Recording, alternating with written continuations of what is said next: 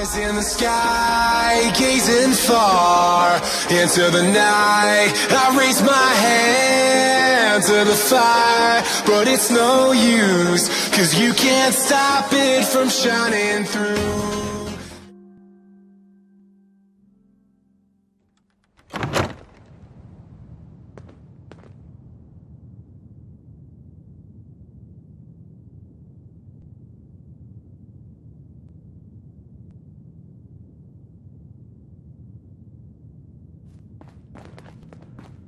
Well, well, Mr. Valentine, I thought you had forgotten about little old me. May have walked out of the den, Irma, but I'd never walk out on you. Amari's downstairs, you big flirt. Here for Amari, she's downstairs. Irma. Whatever you and Nick are up to, I don't need to know. Just don't let the big metal softy hurt himself, all right? Don't let Nick spend too much time with Amari down in that lab of hers. I'll start to get jealous.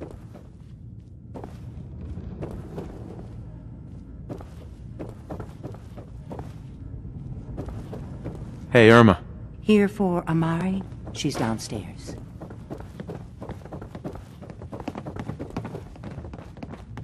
Dr. Amari? Yes? I take it this isn't a social call. This one's all yours, Nick. We need a memory dig, Amari, but it's not going to be easy. The perp, Kellogg, is already cold on the floor. Are you two mad? Putting aside the fact that you're asking me to defile a corpse, you do realize that the memory simulators require intact, living brains to function.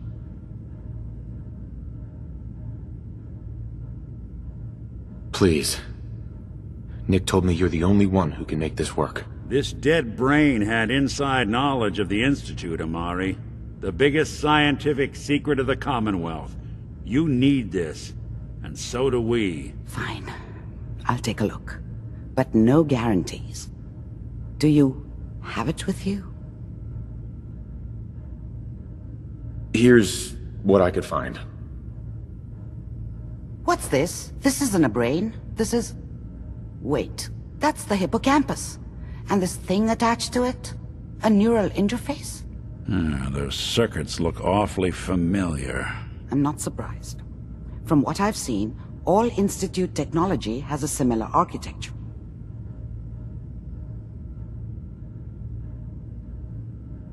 So the brain is still good, right? Possibly.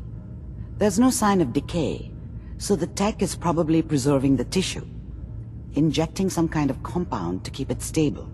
But there's no way to access the memories inside without a compatible port. You're talking about me, right? I'm an old synth. If the Institute built me out of similar parts, we might have an in. There could be long-term side effects. I don't know where to even begin with listing the risks. Don't bother. I don't need to hear them. Plug me in, Doc. You really think this'll work, Nick? No idea. But we got a missing kid on the line. That's worth the risk. Whenever you're ready, Mr. Valentine, just sit down. If I start cackling like an old grizzled mercenary, pull me out, okay? Let's see here. I need you to keep talking to me, Mr. Valentine. Any slight change in your cognitive functions could be dire. Are you feeling any different? There's a lot of flashes. Static. I can't make sense of any of it, Doc. That's what I was afraid of. The mnemonic impressions are encoded. It appears the Institute has one last failsafe. There's a lock on the memories in the implant. Tell me you have a way past this, Doc. Let me think. The encryption is too strong for a single mind. But what if we use two? We load both you and Mr. Valentine into the memory loungers. Run your cognitive functions in parallel. He'll act as a host, while your consciousness drives through whatever memories we can find. All right. Let's get started. Just sit down over there, and keep your fingers crossed. See you on the other side.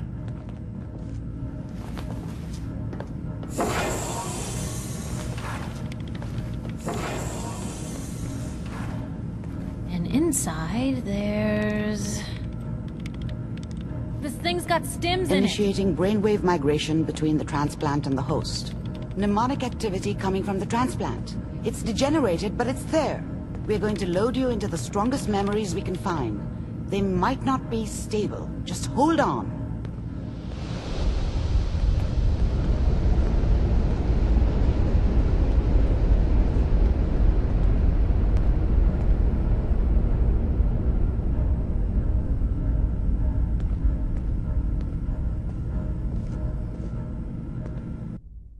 Can you hear me? Ah, good. The simulation appears to be working, although the memories are quite fragmentary. I'll try to step you through the intact memories and hope we find one that gives us some clue to the Institute's location. There. This is the earliest intact memory I can find.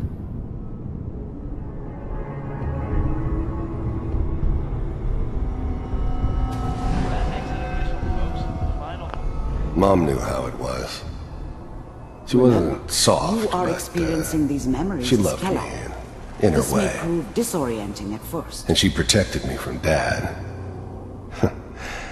That cost her more than a few beatings. I never knew what happened to her after I left. I didn't want to know. Not then. Turn down the goddamn radio! I'm trying to sleep! Dad was either drunk or not around. I guess he must have run with one of the raider gangs, but I never really knew what he did. Don't know why Mom was with him. Maybe at some point in his life he wasn't a complete asshole. I was such a dummy back then. What did I know about how the world worked? I think now she wanted me to kill him. I should have. Instead, I ended up running away. I told myself I wanted to find somewhere out from under the thumb of the NCR and all their rules. But really, I was running from the guilt of not protecting her from Dad. Yeah, it doesn't matter now, though. This doesn't seem to be what we're looking for. There appears to be another intact memory close to you in temporal sequence. There. Try that one. The thing about happiness is you only know you had it when it's gone. I mean, you may think to yourself that you're happy, but you don't really believe it. You focus on the petty bullshit or next job or whatever. It's only looking back, by comparison with what comes after, that you really understand that's what happiness felt like. I was the worst thing that ever happened to her. If she'd never met me, she'd have stayed in the hub, maybe hooked up with someone who didn't kill people for a living. Probably been happier than she was with me. Almost certainly lived longer. Whatever made me think that a guy like me should have a daughter? No, I never deserved her. Not for 1 second. It's gonna be fine. You'll see. Let's keep looking. I'll connect you to the next intact memory.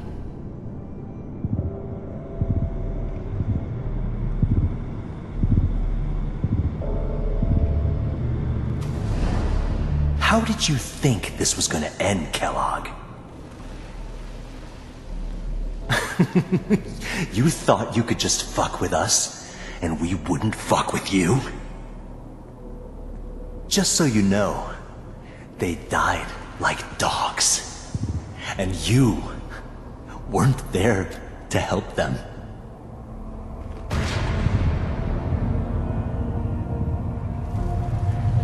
I found another memory to try.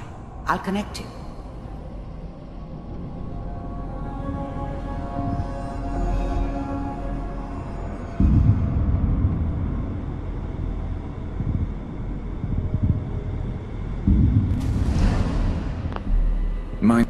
was always someone who wanted someone else dead. Sometimes just roughed up, but dead was usually what they wanted. Sometimes they thought they could cheat me. That was usually only when I first arrived somewhere. Didn't matter to me. I just took it as part of the job. A little extra thrown in for free. I always got paid in the end. One way or another. Sit down. There was always a job for someone like me. Didn't matter what it was. Didn't matter who I was supposed to kill. I got pretty good at it. I don't remember much from that time. It all kinda blends together. There was almost always a bar, though. That's universal. Suit yourself. I didn't care where I was going. Ended up mostly wandering east. Getting as far away from San Francisco as I could, maybe.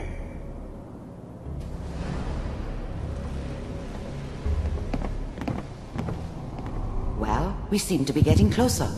Try this next one.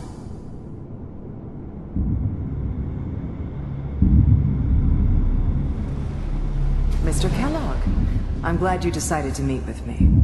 So, you're with the Institute. I wanted to see for myself if you really existed. We do, as you can see. What do you want? It's come to my attention that you've been rather disruptive of our operations lately. This must stop. I do what people pay me to do. If that's a problem for you, I could see only one way out. And what's that, Mr. Kellogg? If I'm working for you, there's no more problem. From what I hear, you can afford me. I don't think you fully understand the situation you're in. I think I do. Very well. B-748, initiate.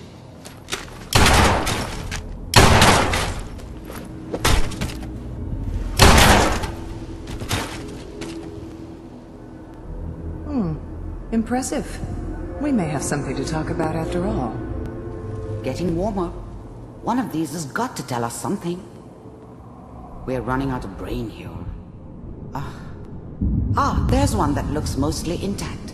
Connecting now. Manual override initiated. Cryogenic stasis suspended. Vault computers are still working. That's good. Checking through the logs. Hopefully it's all... Just find it. Pod C... I was now the Institute's main operator in the Commonwealth. If they needed something done, they came to me. It wasn't usual for anybody from the Institute to come along on a mission, so this one stood out. I didn't know then who it was we were grabbing from the vault.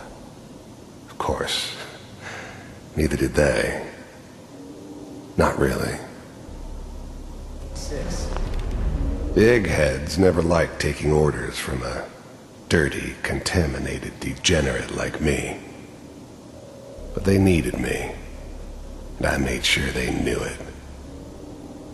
Down the hall near the end.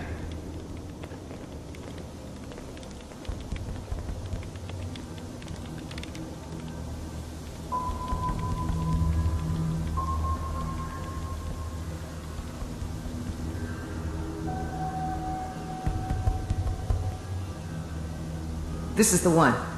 Here. Open it.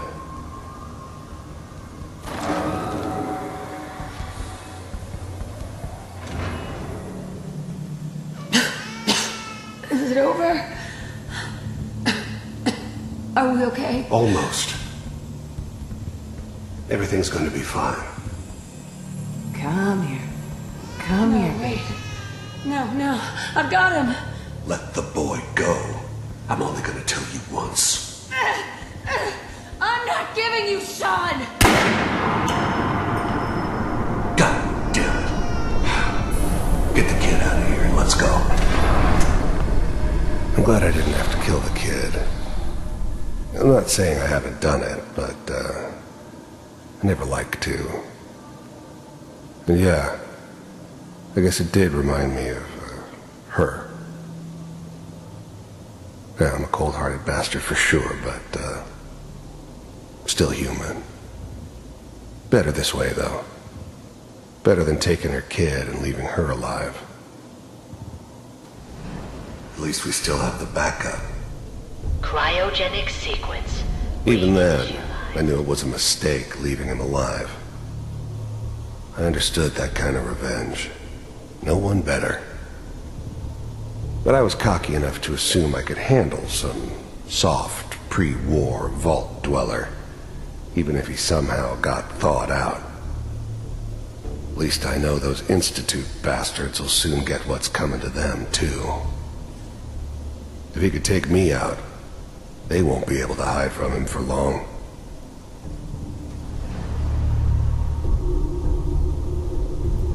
What's the holdup? I'm almost finished, Kellogg. I just need to confirm. Come on.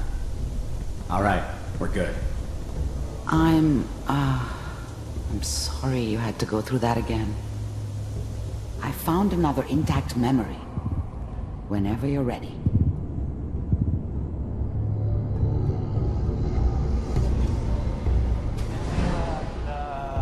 Is that your son? This whole setup in Diamond City was part of some elaborate memory. plan of the old man's. Good news, I think. Seems obvious now that we were bait for our friend from the vault. Timing couldn't have been an accident. It's not how the old man works. I wonder if he outsmarted me in the end. Another loose end tied up. Wasn't my idea to settle down with the kid in the middle of Diamond City. I thought it was a terrible idea, actually. But it was one of the old man's pet projects, so here we were. Me and the kid. Like a happy little family. I ended up kind of liking it. A reminder of what my life might have been if things had turned out differently. But there's no going back. I knew it was just temporary. It'd be back to normal business before too long.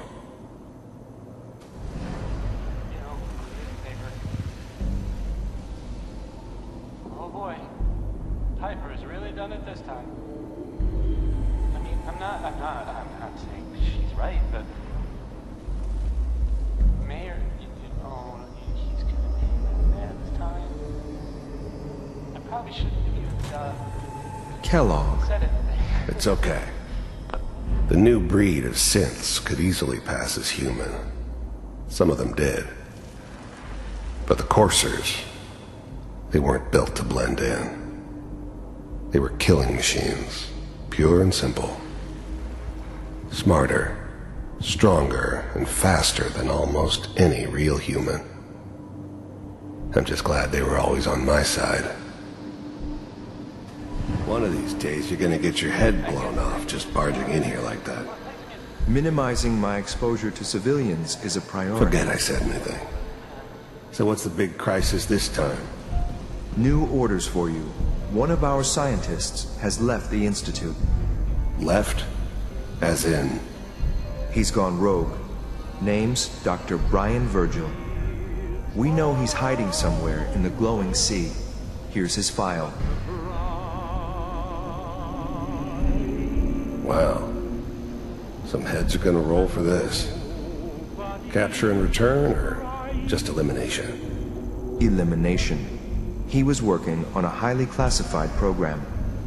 No kidding. One of the top bioscience boys? Damn. So, I guess you're taking the kid back with you. Affirmative. Your only mission is to locate and eliminate Virgil. You're taking me home to my father? Yes. Stand next to me and hold still. Okay.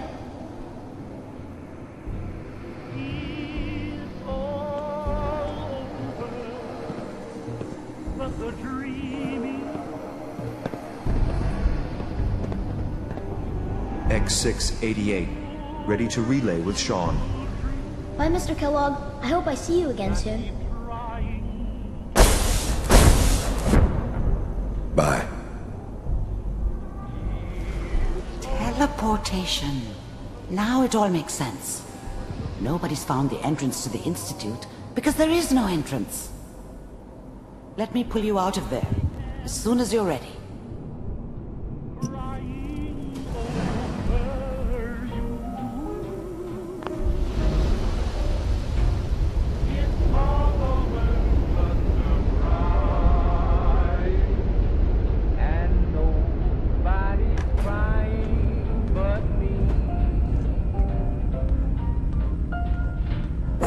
Slow movements, okay?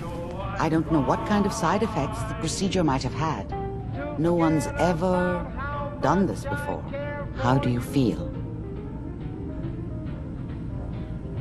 I'm okay, Doctor. Thank you. That's good, but I want you to keep monitoring yourself. We have to be sure there's no long-term damage. Are you ready to talk about what happened in there? We got what we needed.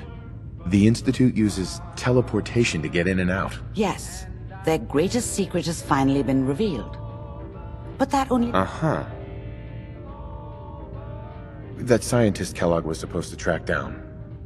Virgil, we need to find him. You're right. A rogue Institute scientist could answer all kinds of questions. Where did the memory say he was? The glowing sea? That doesn't make sense. No one goes there. Not even if they were desperate. That's why he's there. To make the Institute think twice about following him. That must be it. He's using the radiation in the glowing sea like a shield or a cloak, a way to throw them off and be at an advantage. If Virgil found a way to survive there, you'll have to do the same. If you're going to follow him. I'll find a way to get through the rads. Don't worry. Good luck. And be safe. By the way, I unplugged Mr. Valentine first. Removed the implant while you were waking up. He's waiting for you upstairs.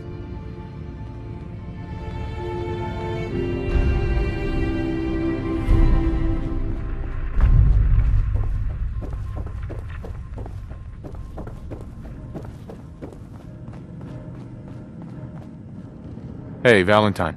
Hope you got what you were looking for inside my head. I was right. I should have killed you when you were on ice. Kellogg? Is that you? What? What are you talking about? Wait. Were you just playing a joke on me? I guess that's for you to wonder, and for me and Kellogg's memories to know for sure. Anyway, I feel fine, so let's get going. Or I could head back to Diamond City, since you've got company already.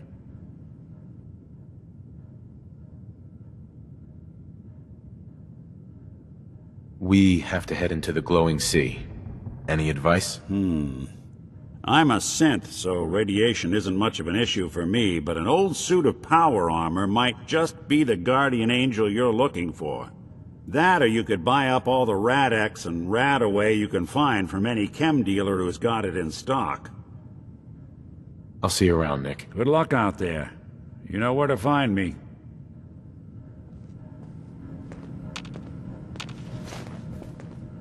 Hey. You holding up, Blue? Guys will flutter by like butterflies. I'll be the blue inside your eyes. You're crazy